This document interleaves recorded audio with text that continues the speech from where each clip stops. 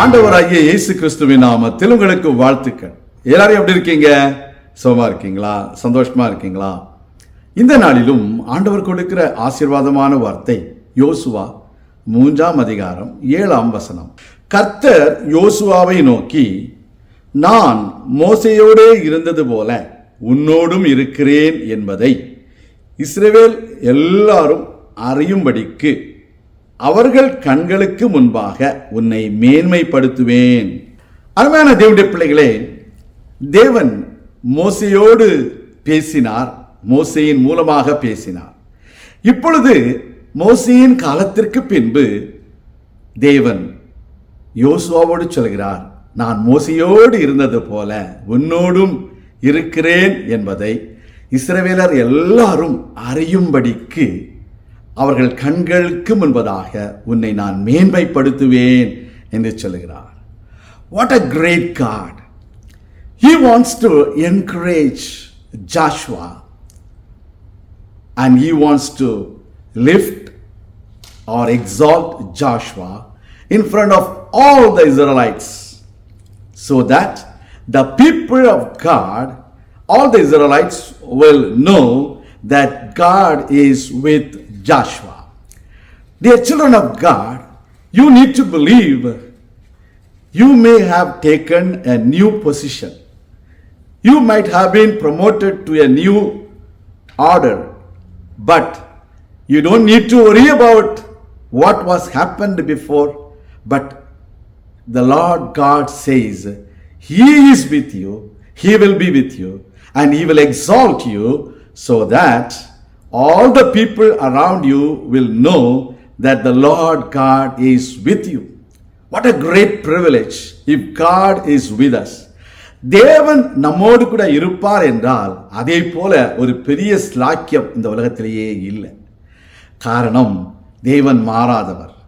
தேவன் எல்லா சூழ்நிலையிலும் அவர் நம்மோடு கூட இருப்பார். அவர் நம்மை வழி நடத்துவார், நம்மை பாதுகாப்பார். Our Lord God will be with us in all situations, and He will hold our hands, and He will lead us, and He will be with us to exalt us. That is the way our Lord works in our life. நம்முடைய வாழ்க்கையில கர்த்தர் நம்மை மேன்மைப்படுத்துவார் என்பதை நீங்கள் விசுவாசிக்க வேண்டும். Unless you believe that the Lord will exalt you, the Lord will not be able to work in your life. If you believe that your friends or your relatives or the people around you will lift you up, they will lift you up for only a certain period. After some time, they will put you down so that no one will be able to help you. கர்த்தருடைய பிள்ளைகளே, மனிதர்கள் உங்களை உயர்த்துவார்கள் என்று நீங்கள் நினைத்தால் மனிதர்கள் கொஞ்ச காலம்தான் உயர்த்துவார்கள். பின்பதாக அவர்கள் உங்களை கீழே போட்டு விடுவார்கள். அப்பொழுது யாராலும் உங்களை மீட்க முடியாது, யாராலும் உங்களை உயர்த்த முடியாது. எனவே கர்த்தாவே, நீர் என்னோடு இரும், நீர் என்னை மேன்மைப்படுத்தும் என்று நம்ம ஜெபிக்க வேண்டும். நம்முடைய வாழ்க்கையில அதைத்தான் ஆண்டவர் எதிர்பார்க்கிறார். ஆண்டவருடைய வார்த்தை சொல்கிறது, கர்த்தர் நம்மை மேன்மைப்படுத்துவார். God will exalt you and me. God will bless you and me and show that the Lord is with us.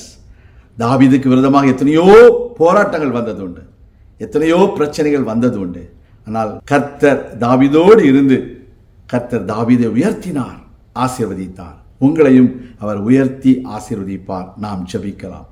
எங்கள் அன்பின் பரலோக பிதாவே, இந்த அருமையான வேளையிலும் உம்முடைய பிள்ளைகளாகிய நாங்கள் உம்முடைய சமூகத்திலே வந்திருக்கிறோம். நீர் எங்களோடு கூட இருப்பதை இந்த உலகம் அறிந்து கொள்ளும்படிக்கு நீர் எங்களை மேன்மைப்படுத்த போகிற தயவிற்காக உமக்கு நன்றி செலுத்துகிறோம். எங்களை தாழ்த்தி இடத்தில் ஒப்புக் கொடுக்கிறோம். பெரிய காரியங்களை செய்துள்ளோம். உம்முடைய நாமத்தை மகிமைப்படுத்தும். சகல தீமைகளுக்கும் விலக்கி காத்துக்கொள்ளும்.